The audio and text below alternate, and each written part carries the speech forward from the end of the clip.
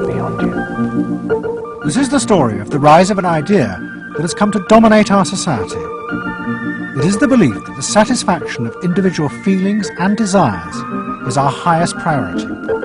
Today we're going to tell you how to get whatever you want. I wanted to live a different life that wasn't available to me in the image I was born. I'm here, look at me, notice me. Previous episodes have shown how this rise of the self was fostered and promoted by business. They had used the ideas of Sigmund Freud to develop techniques to read the inner desires of individuals and then fulfill them with products. This final episode is about how that idea took over politics. It tells the story of how politicians on the left, in both America and Britain, turned to these techniques to regain power. They believed that they were creating a new and better form of democracy, one that truly responded to the inner feelings of individuals. But what the politicians didn't realise was that the aim of those who had originally created these techniques had not been to liberate the people, but to develop a new way of controlling them in an age of mass democracy.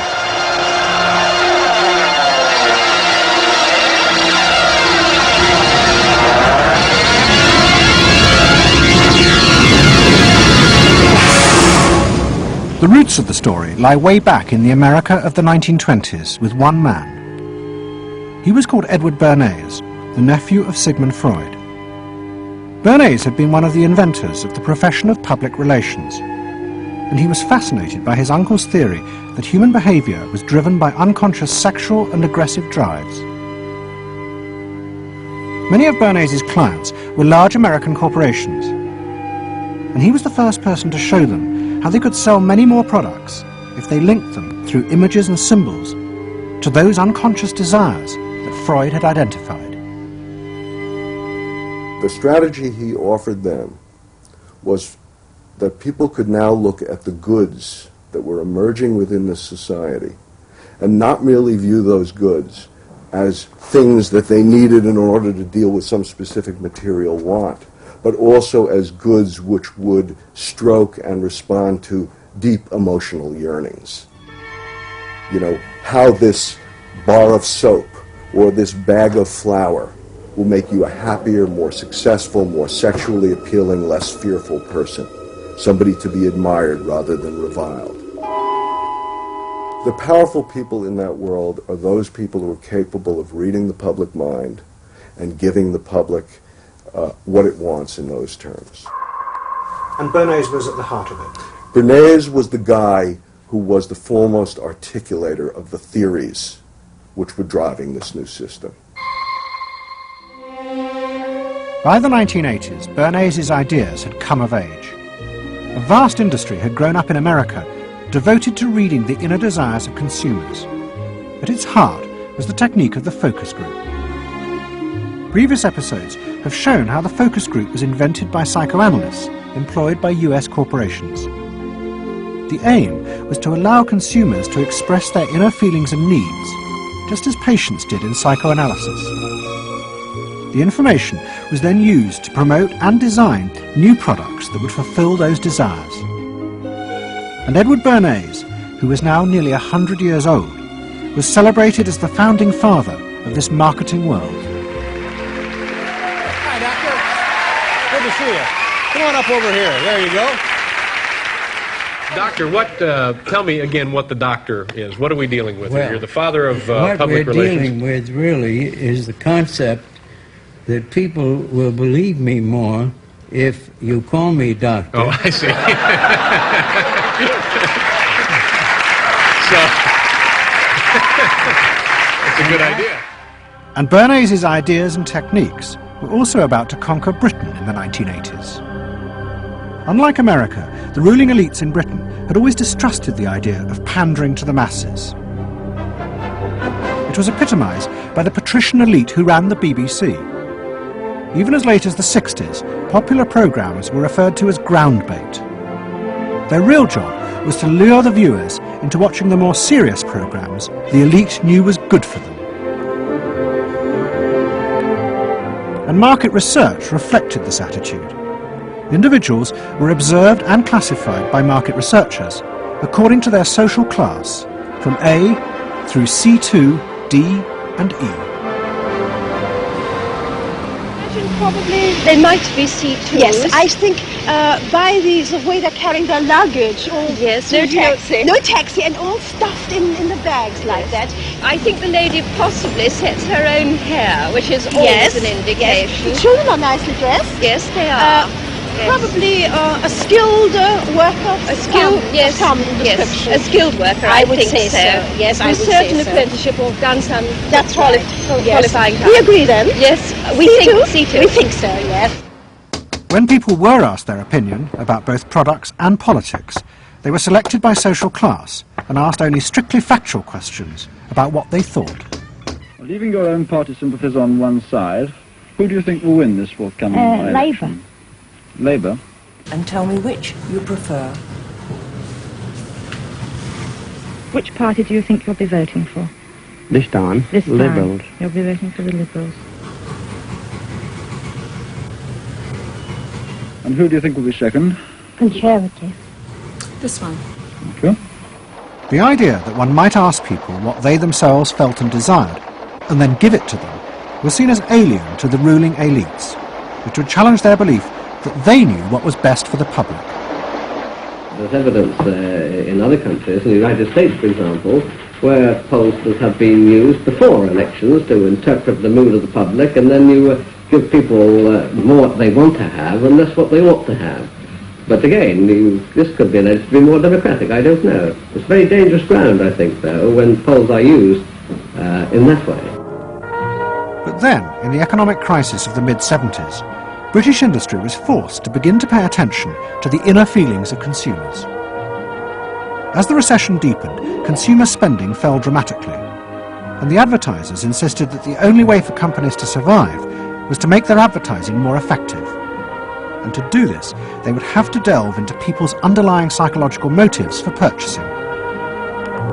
The advertising industry started to bring in Americans to run focus groups with British housewives. Everyone is a unique person, and even though you're a group of 10 today, we don't want a group opinion, and we want to know your ideas and your thoughts, no matter how crazy it might be. Please let your imagination run wild, because that's how very crazy things like instant coffee got born. Now, can we get somebody, this lady, to be a kitchen sink? And kitchen sink, how do you feel with these things that are being used to clean you up? Well, I've got to feel clean. I've got to be kept clean. So I feel that. I should hate it if I was all greasy, so I've got to be easy to clean. Okay, now the housewife, this lady, what would you use to clean your kitchen sink? A scouring powder. Of course, a cloth to apply the things on, and plenty of water. Now, how do you feel as you're doing this chore? Feel satisfied? Well satisfied when I have done it, yes. I'm doing my duty. I feel it's a job well done. The consumers were encouraged to play at being products, from household cleaners to car seat belts. The aim was not to talk rationally, but to act out and reveal their inner emotional relationship to products. Which firmly and unmistakably underlines. And then a politician emerged who also believed that people should be allowed to express themselves. Instead of being controlled by the state, the individual should become the central focus of society. Some socialists seem to believe that people should be numbers in a state computer. We believe they should be individuals. We're all unequal. No one, thank heavens, is quite like anyone else, however much the socialists may pretend otherwise. And we believe that everyone has the right to be unequal, but to us, every human being is equally important. A man's right to work as he will, to spend what he earns, to own property, to have the state as servant and not as master, they are the essence of a free economy, and on that freedom all our other freedoms depend. Mrs. Thatcher's vision was of a society in which the wants and desires of millions of individuals would be satisfied through the free market. This, she believed, would be the engine to regenerate Britain. And with her ascent to power, the advertising and marketing industries flourished. Their task was to find out what the British people really wanted and then sell it to them. In this new climate, the focus group flourished. And those who ran them borrowed from the techniques of psychotherapy to delve ever deeper into people's feelings about products. We're trying to understand how people feel about brands, how they relate to brands, that is to say, what the brand's personality is as far as consumers are concerned. And there are a number of techniques which are very, very helpful for getting to that understanding. The consumer is given crayons to doodle, to express their feelings, to go inside their own head, pull out their feelings and somehow get them onto paper. And these are ordinary drinkers expressing their feelings about drinking Guinness. Here you see a rich, very female aspect of Guinness. So if you were describing a woman who somehow to you had that character, what sort of person is it? Paula Yates, who used to lay in bed, surrounded with magazines and chocolates like a 50s starlet. Out of this research, the marketeers began to detect a new individualism. In particular, among those who had voted Conservative for the first time in 1979. They no longer wanted to be seen as part of social classes, but to express themselves. And crucial to this were the products they chose to buy. We identified that there was this trend towards what might be called individualism, where people wanted to still be part of a crowd, but to express themselves as individuals within it, to have their own personalities, to be, I suppose, their own men. I didn't want to be the same as everybody else. I wanted it to be a little bit different, a little bit individual. It's quite individual upstairs. It's not remarkable, but I think it's quite individual. It is expensive. It's Italian. It's Italian, it's expensive, and it's good quality. A little bit different. Yeah, we want to set our own standards, so nobody else has got what we've got. We just didn't want it Be the same as everybody else. We just want to be different. Business responded eagerly to this new individualism, but it soon became one of the main forces driving the growing consumer boom in Britain. Using the data from the focus groups, manufacturers created new ranges of products that allowed people to express their individuality. Business also recategorized people. They were no longer divided by social class, but by their inner psychological needs. If the primary need is security and belonging, we call the groups mainstreamers. If it's status and the esteem of others, then it's aspirers. If it's control, it's succeeders. And if it's self-esteem, it's reformers. And this new marketing culture began to take over the institutions previously dominated by a patrician elite, in particular the world of journalism. The assault was led by the profession of public relations. In the past, PR had been seen as seedy and corrupt, but now it became a glamorous business, promoting products and celebrities. And one of the rising stars was another member of the Freud family, Matthew Freud, the son of the Liberal MP Clement. What Freud and other PRs realised was that they could use their celebrities as levers to infiltrate advertising into the editorial content of newspapers. The newspapers were offered exclusive interviews with celebrities, but only if they also agreed to mention products made by Freud's corporate clients, in terms dictated by the company.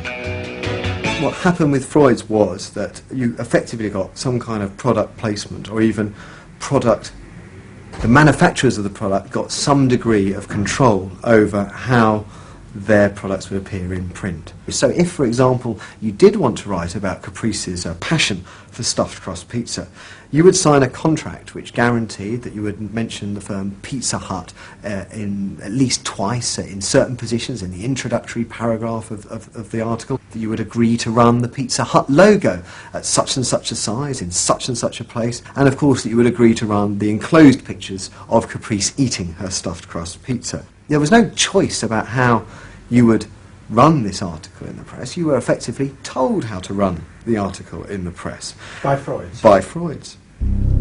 It's a rise of the corporate culture and the rise of business.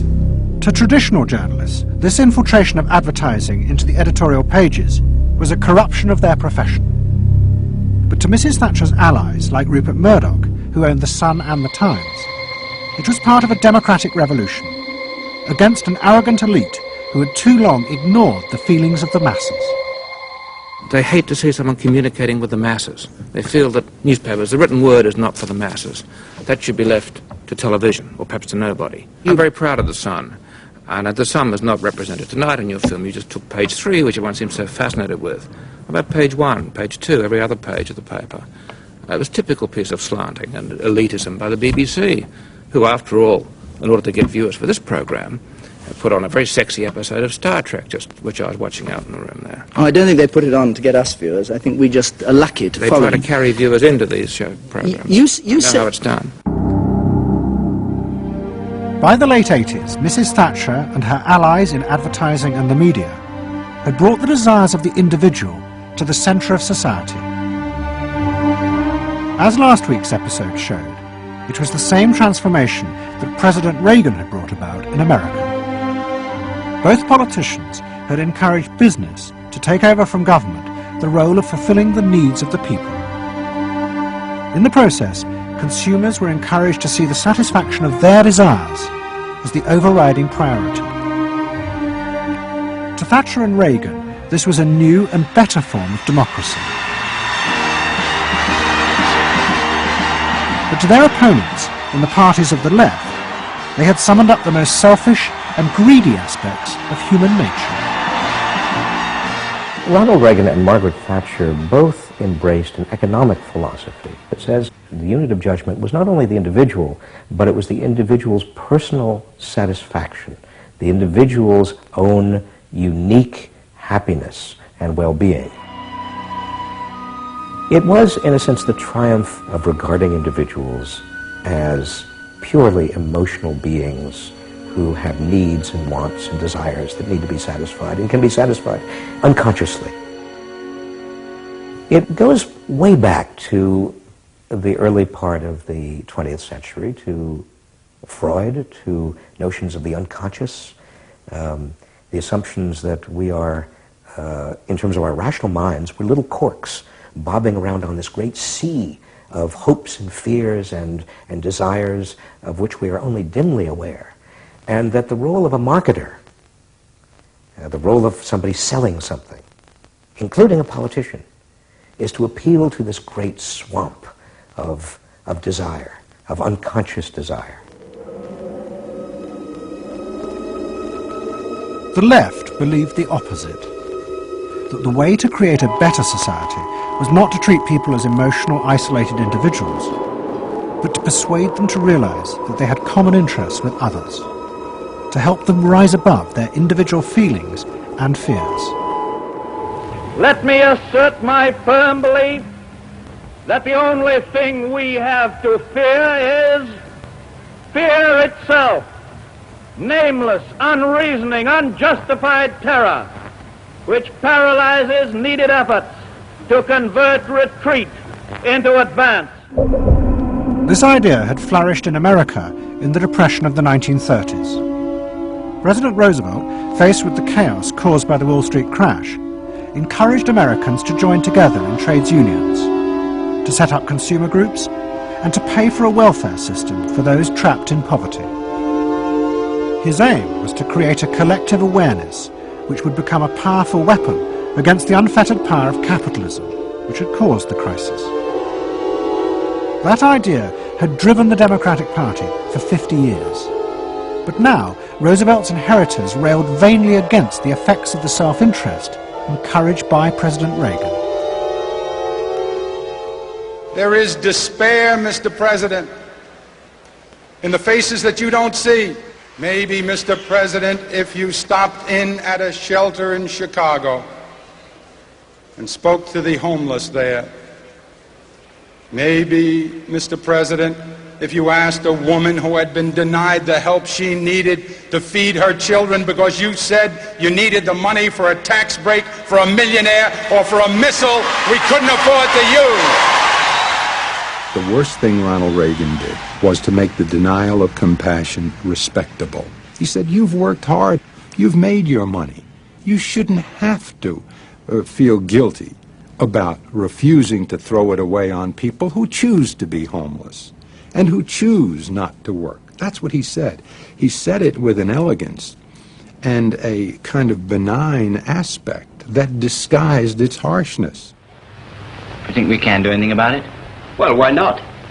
If we can work together now to look after the lives of the people here, I don't see why we couldn't work together afterwards to clear up the mess and help build a better world in which these things can't possibly happen. The qualities we've learned from comradeship and common suffering are not going to be wasted after this war. It's out of experience like ours that the new world will be built. That same idea of marshalling the collective force of the masses to challenge the entrenched power of wealth and business had also led the Labour Party to power in Britain after the war. But in the 80s, Labour, like the Democrats in America, lost election after election as millions who had once voted for them switched their allegiance to the Conservatives. There it is, going blue just about everywhere, sweeping the country. The rural parts of Britain now have gone blue. For they are the party of yesterday, and tomorrow is ours. In the face of this, a growing number within the Labour Party became convinced that if they were ever to regain power, Labour would have to come to terms with the new individualism. One of them was an advertising executive called Philip Gould, who had been a lifelong Labour supporter. Gould believed that Labour's leadership had become corrupted by the same patrician arrogance that dominated all Britain's institutions. They denigrated and disapproved of the new aspirations of working-class voters. Labour stopped listening to these people. And I remember the best example of this was after the election of 1983, which was the election above all where the people's voices just were not heard. And I had dinner with a leading Labour Party figure who'd been involved in the defeat, heavily involved in the defeat, and his wife said, God, these working class people, they just, we give them education, we give them chances in life, what do? They read the Sun and they just don't vote for us.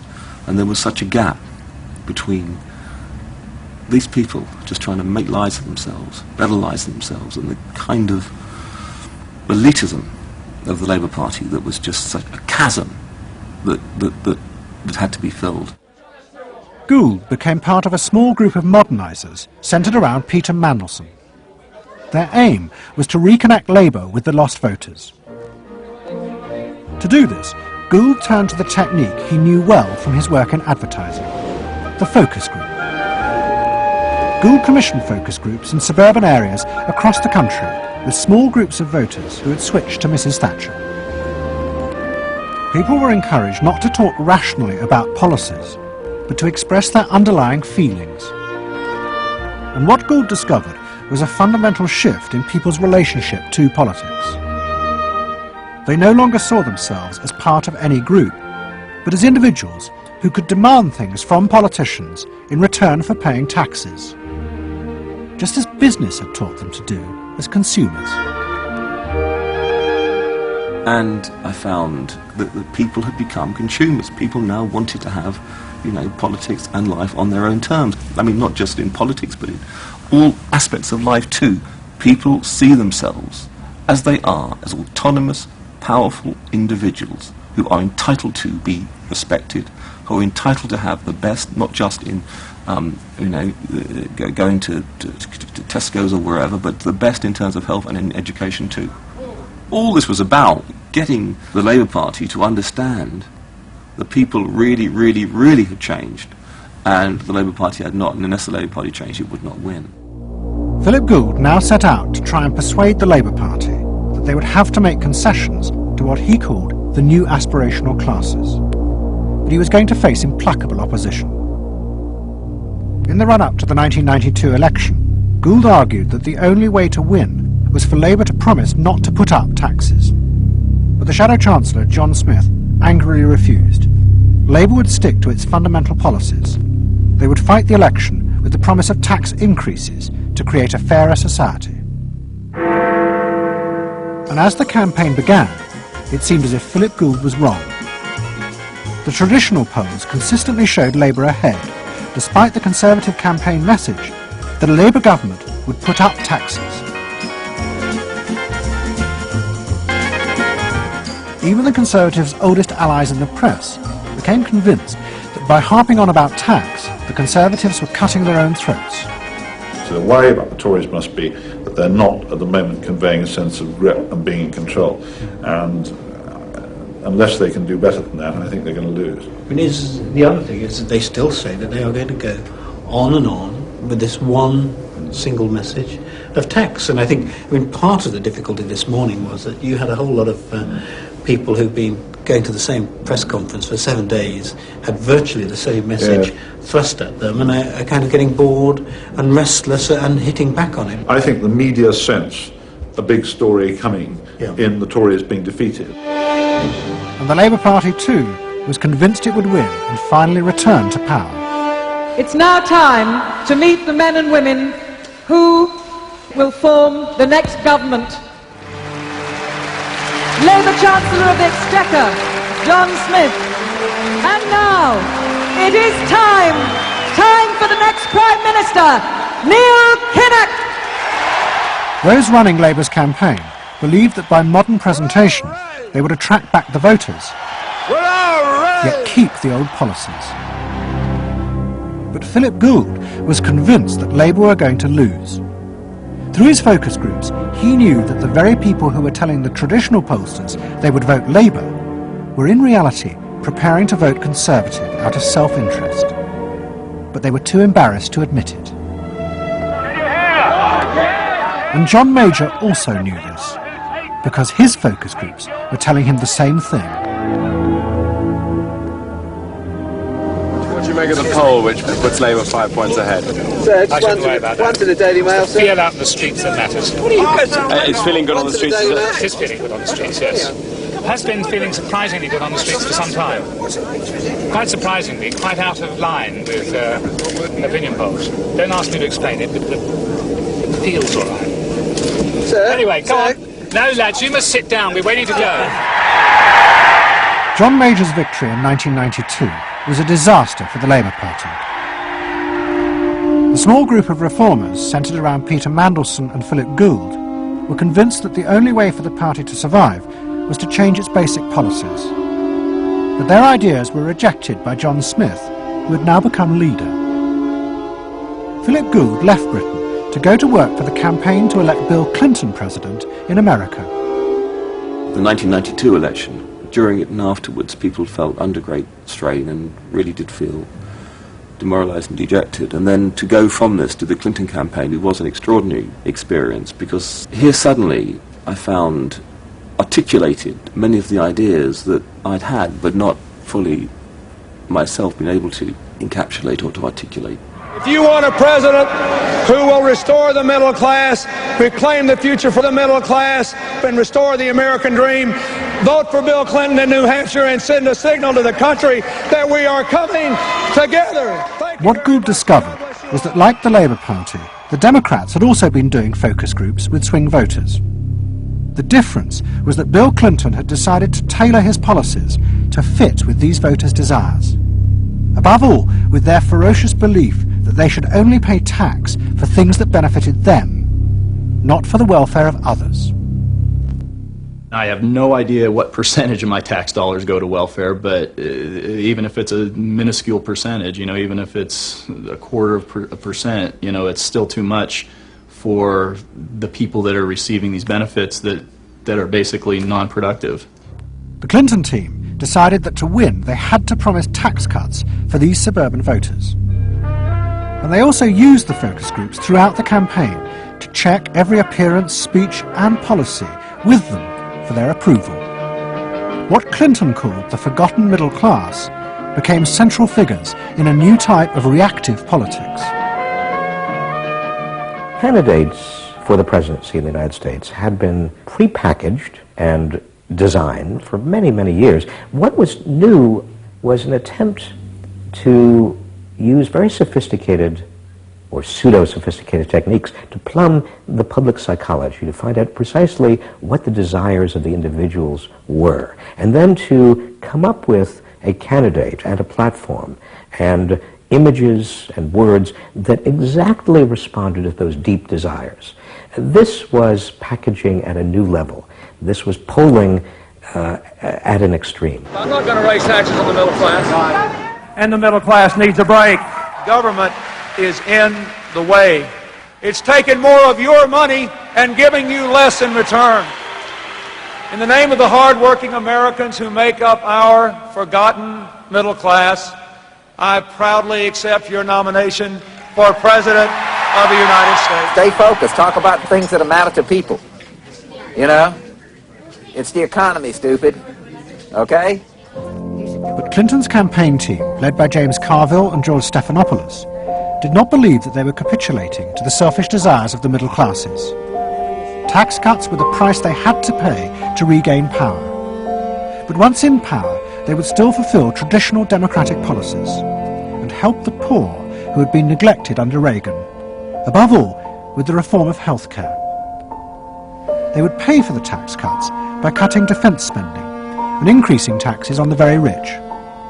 In this way, they believed they were forging a coalition of the new and the old voters, both of whom could be satisfied. Probably for the first time in a generation tomorrow, we're going to win. And that means that more people are going to have better jobs. People are going to pay a little less for health care, get better care. And more kids are going to go to better schools. So thanks.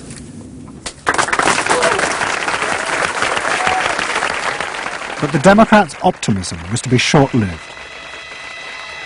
In November 1992, Clinton was triumphantly elected president. But within weeks, his administration discovered that the budget deficit was far greater than they had anticipated. At a meeting in the White House in January 1993, the head of the Federal Reserve told them that the deficit was nearly $300 billion. There was no way they could borrow any more without panicking the markets and causing a crisis. The only way to pay for the proposed tax cuts would be to cut government spending, not just on defence, but on welfare. Clinton was faced with a choice between the old politics and the new, and he chose the old. The tax cuts were dropped, and he tried to inspire the country with the old democratic ideal of government spending to help the poor and disadvantaged. Tonight I want to talk with you about what government can do, because I believe government must do more.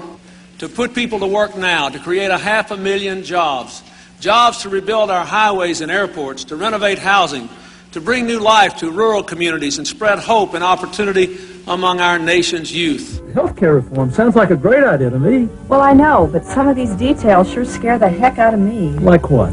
Well, like for... At the start of the Clinton administration, many of us, including, I believe, President Clinton himself, reverted back to an older tradition, tried to lift the public, to talk about genuine ideals beyond the individual. And that reform agenda being not only universal health care and child care and dealing with the widening inequalities in our society and homelessness, many things that many citizens, just particularly middle-income citizens, didn't want to deal with. But the suburban voters who had been promised tax cuts were not inspired by Bill Clinton's vision. They felt betrayed and wanted revenge. Their opportunity came in 1994 with the congressional elections. The Republicans, led by Newt Gingrich, promised huge tax cuts and to dismantle the welfare system. The voters who had defected to Clinton switched sides yet again, and the Republicans won both houses of Congress in a landslide. Well, I think it's a tremendous vote in favor of smaller government, lower taxes, and in a sense, a renewal of the Thatcher-Reagan tradition. And I think in that sense, it's pretty decisive. It means that the welfare state is going to be less hospitable for people who are not willing to take responsibility for their own situation. No question about it. I think today is the beginning of the end of the welfare state. For Clinton, it was a disaster. Faced with a hostile Congress, there was no way for him to get his reforms through. His personal popularity plummeted, and it seemed certain he would not be re-elected in 2 years' time. In desperation, and without telling his cabinet, Clinton turned for help to one of America's most ruthless political strategists, Dick Morris. What did he want you to do? Save his butt. Clinton was in serious trouble. He had lost the '94 election. He had lost control of Congress, and he hired me to come back and help save him. So he was basically asking me to perform roughly the same role as a life preserver would if you're drowning. What Morris told Clinton was that to win re-election, he would have to transform the very nature of politics. The crucial swing voters in the suburbs now thought and behaved like consumers. The only way to win them back was to forget all ideology and instead turn politics into a form of consumer business. Clinton must try to identify their personal desires and whims and then promise to fulfill them. If he followed those consumer rules, they would follow him. I said that I felt the most important thing for him to do was to bring to the political system the same consumer rules philosophy that the business community has. Because I think politics needs to be as responsive to the whims and the desires of the marketplace as business is. And it needs to be as sensitive to the bottom line, profits or votes, as a business is. I think that all of this involves really a changed view of the voters, so that instead of treating them as targets, you treat them as owners.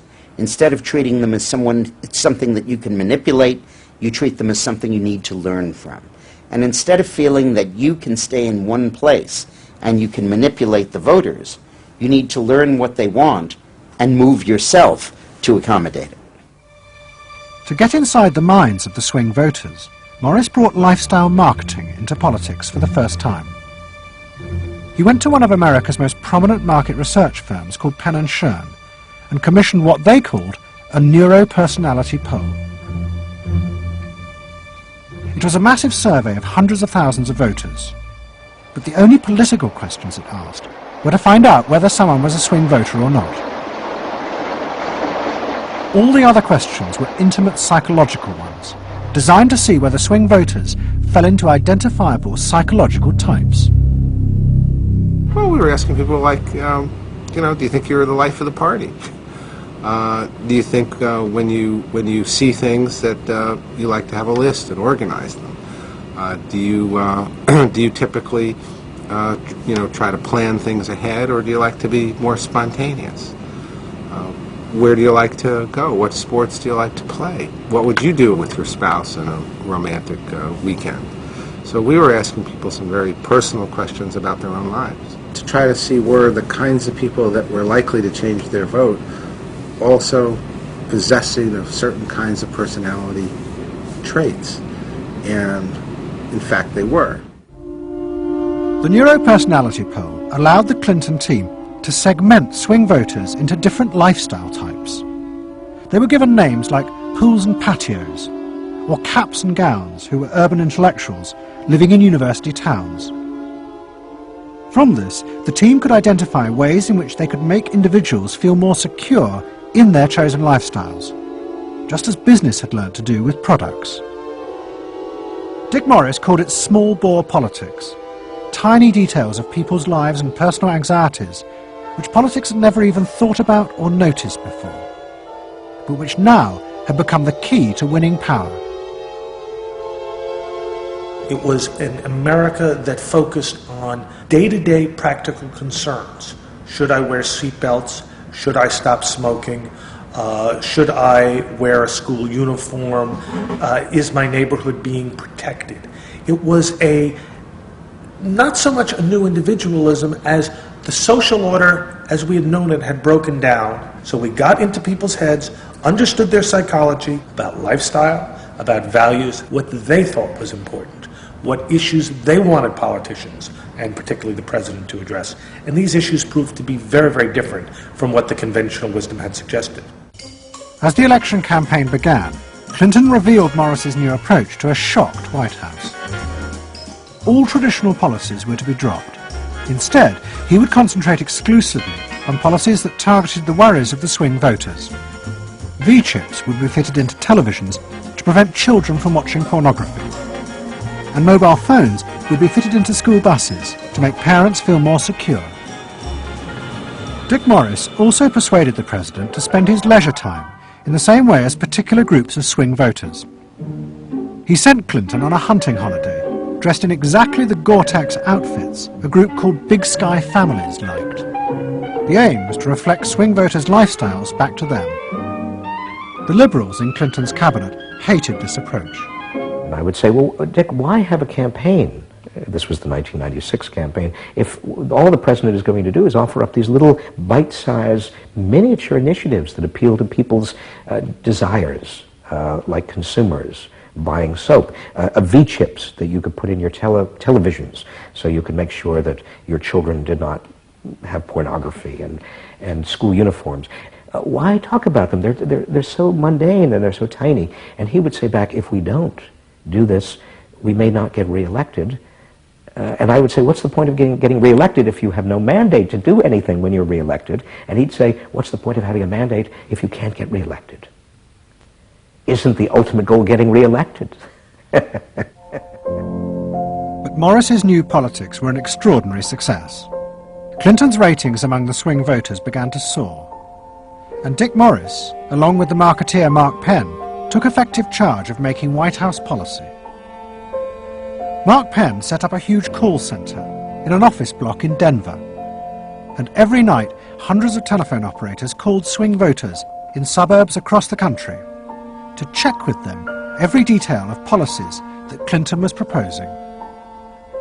The policy was made by a group of people manning telephones in Denver, Colorado, placing calls to voters in places like Westchester and Pasadena, and asking them what they wanted from their government, and asking them very specifically about specific policies that Bill Clinton was considering. Would you be more likely to support him if he offered this particular government service, or if he offered that one? Those people told them what they thought. Mark Penn transmitted that to Bill Clinton, and it came out of his mouth.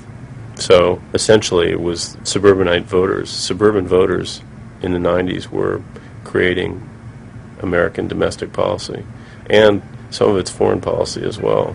Right. Yeah, Mark Penn was polling on questions like whether we should bomb in Bosnia, things like that. Morris also insisted that Clinton make a symbolic sacrifice of the old politics to convince the swing voters to trust him. In August 1996, Clinton signed a bill which ended the system of guaranteed help for the poor and unemployed. Welfare would be cut back after 2 years in order to force people into work. The new system was called Welfare to Work, and would, he said, be a hand up, not a handout. It was the effective end of the guaranteed welfare system created by President Roosevelt 60 years before.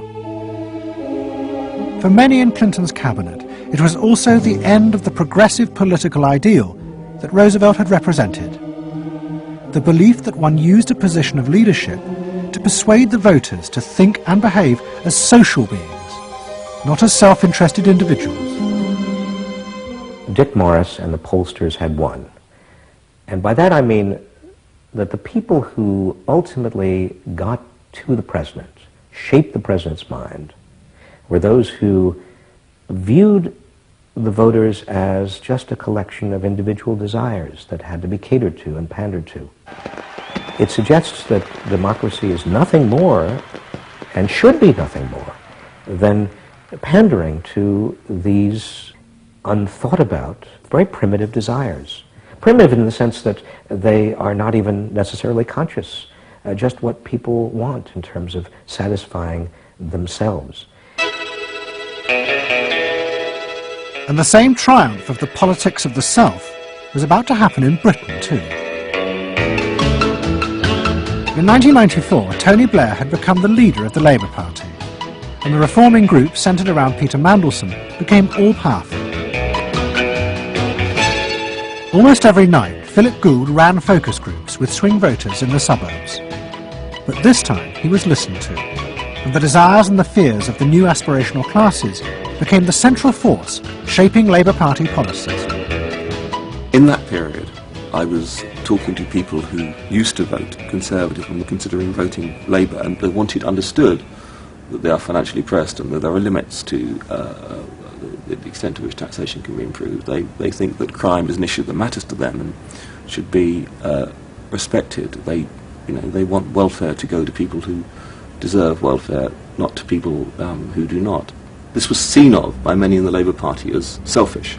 I never saw that it was selfish. I believe that, you know, a dad or a mum doing their best for their family isn't selfish. They're just doing their best for their family, and that's what people do. A crackdown on those who make life hell in their local neighbourhoods through noise or disturbance. Law and order is a Labour issue today. Philosophy of campaigning is, let's concentrate on swing voters, let's focus group them to find out what they want and what will appeal to them, and let's just relentlessly push those themes in the election. Something is happening to you. After promising to put money in your pocket, the Conservatives are quietly taking it away. Philip Gould was crucial because he gave the raw material, if you like, for these politicians to do this kind of politics. In that when he came up with stuff, they'd follow it, you know, pretty much without exception. Blair himself would pore over these sort of 12-page memos and say, well, this is what we must do. We want people to earn more, to consume the good things of life. We want people to pay lower taxes. Gordon Brown says the Labour government would hold the main tax rates unchanged. The Labour government will not increase the basic rate of tax. I want to make it clear that I will not increase tax. In fact, the Labour Party does stand for Middle England. Those that aspire to do better, to get on in life, and be ambitious for themselves and their families will do better with Labour. Groups of 8 people drinking wine and nibbling, you know, Cheerios, what they thought determined effectively everything that the Labour Party did. And although those running the campaign liked to portray the new approach as their invention, it was in fact copied from the Americans, even down to the phrases that the American marketeers had tested on their swing voters. Peter Mandelson and his team were in the United States watching what we did and copied almost verbatim our approach in their 1997 campaign. The benefit system should be about giving people a hand up, not just a handout. Mandelson's not a fool if he's anything. He saw something that worked, so why not do it? And I can remember reading their manifesto and saying to myself, they just took it lock, stock, and barrel. You know, on one hand you're proud, and on another hand you're bitch. And as in America, Labour was forced to drop policies that would not directly benefit the swing voters, even if it meant sacrificing its fundamental principles. The commitment to public control of industry, which was enshrined as Clause 4 of the party constitution, was dropped. The aim of Clause 4 had been to use the collective power of the people to challenge the unfettered greed of business. But now, Tony Blair was faced with crucial voters who no longer saw themselves as exploited by the free market. They saw themselves as individual consumers who were fulfilled and given identity by what business delivered them. The new Clause 4 promised not to control the free market, but to let it flourish. Business is more powerful than government. It is quicker, it is more creative. Business is the lifeblood of the country. From this come all the benefits that society needs. Employment, investment. I think, frankly, there is only one party getting business right, and that's New Labour. What New Labour did, it suits people who exert power in society not through the political system, or not through the democratic political system. So it suits big business, and it suits entrenched interest, and it suits the status quo. You know, those 3 things, of course, just off the top of my head, being the things that the Labour Party is supposed to be, you know, a counterforce to. What that means is big business get to carry on exerting their power behind the scenes, getting their way, because there's no countervailing pressure. Countervailing pressure isn't going to come from, you know, 8 people sipping wine in Kettering. Here he goes, turning an awful lot of other blue seats red as well.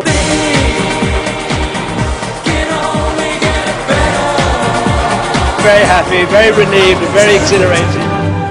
But those who masterminded Labour's victory in 1997 saw it as a triumphant vindication of a new form of democracy. By understanding and fulfilling people's inner desires through the focus group, they were giving power to individuals, not treating them as faceless groups who were told by politicians what was good for them. I don't see the focus group as some marketing tool. I see the focus group as a way of hearing what the people have to say. And I see the focus group as a way to a new form of politics. What the people give, the people can take away. We are the servants, they are the masters now. 1997 was, I think, fundamentally important in that. Because I think it is the end of the elitist politics that's dominated Britain for so much of the last 100 years.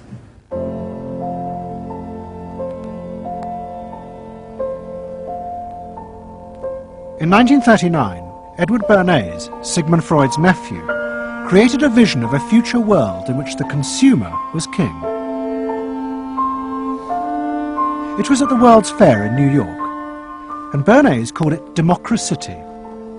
It was one of the earliest and most dramatic portrayals of a consumerist democracy, a society in which the needs and desires of individuals were read and fulfilled by business and the free market. The World's Fair created a spectacle in which all of these concerns were met, and they were met by Westinghouse and General Motors and the American Cash Register Company, and company after company presented itself as this sort of centerpiece of a society in which human desire and human want and human anxiety would all be responded to and would all be met purely through the free enterprise system. There was this sort of notion that the free market was something that was not guided by ideologies or by political power. It was something that simply was guided by the people's will. This was the model of democracy that both New Labour and the American Democrats had bought into in order to regain power. They had used techniques developed by business to read the desires of consumers, and they had accepted Bernays' claim that this was a better form of democracy. But in reality, the World's Fair had been an elaborate piece of propaganda designed by Bernays for his clients, the giant American corporations. Privately, Bernays did not believe that true democracy could ever work. He had been profoundly influenced in this by his uncle's theories of human nature. Freud believed that individuals were not driven by rational thought, but by primitive unconscious desires and feelings. And Bernays believed that this meant it was too dangerous to let the masses ever have control over their own lives. And consumerism was a way of giving people the illusion of control, while allowing a responsible elite to continue managing society.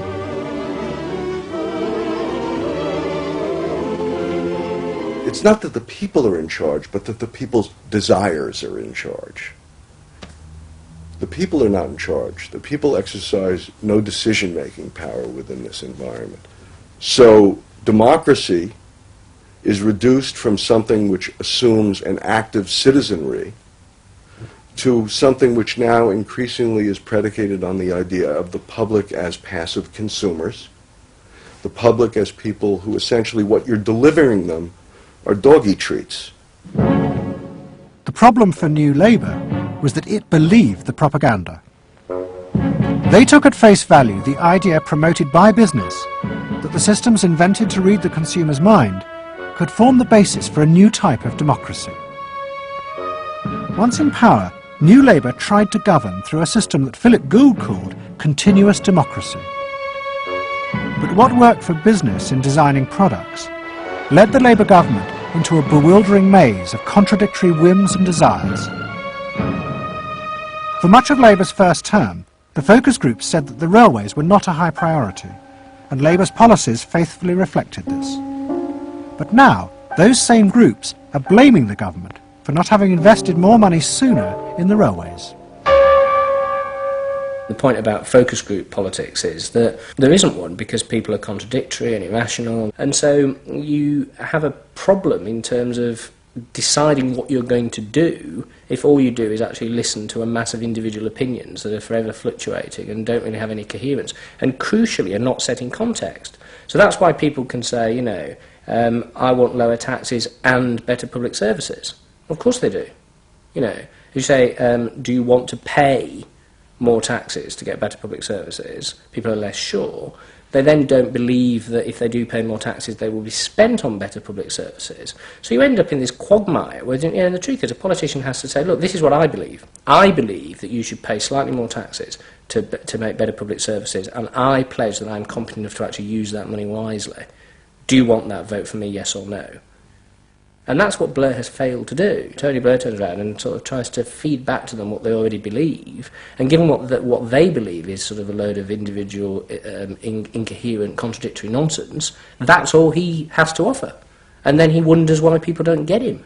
You know, the answer they don't get him is because they're looking for someone to do something that they can't do themselves, which is actually come up with a coherent political opinion that they might have faith in.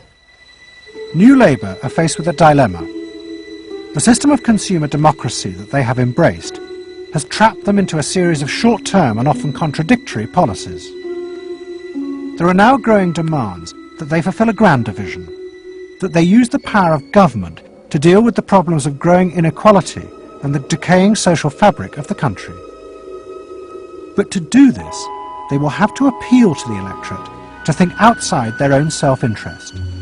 And this would mean challenging the now dominant Freudian view of human beings as selfish, instinct-driven individuals, which is a concept of human beings that has been fostered and encouraged by business because it produces ideal consumers. Although we feel we are free, in reality, we, like the politicians, have become the slaves of our own desires. We have forgotten that we can be more than that, that there are other sides to human nature. Fundamentally, here we have two different views of human nature and of democracy. You have the view that people are irrational, that they are bundles of unconscious emotion. That comes directly out of Freud. And businesses are very able to respond to that. That's what they have honed their skills doing. That's what marketing is really all about. What are the symbols, the music, the images, the words that will appeal to these unconscious feelings? Politics must be more than that. Politics and leadership are about engaging the public in a rational discussion and deliberation about what is best, and treating people with respect in terms of their rational abilities to debate what is best. If it's not that, if it is Freudian, if it is basically a matter of appealing to the same basic unconscious feelings that business appeals to, then why not let business do it? Business can do it better. Business knows how to do it. Business, after all, is in the business of responding to those feelings.